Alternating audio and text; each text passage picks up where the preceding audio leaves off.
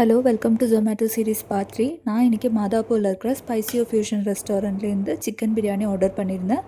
இதோட ரேட் வந்து 148 ருபீஸ் ஆச்சு. இதோட சேர்த்து ஆனியன், லெமன், கிரேவி அப்புறம் ரைத்தாவும் கொடுத்துருந்தாங்க.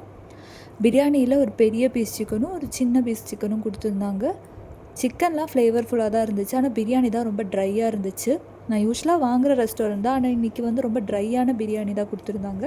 இன்னும் அவங்க பெட்டராக பண்ணலான்னு தோணுது. நான் அந்த பிரியாணிக்கு 3.5 out of 5 தான் கொடுப்பேன்.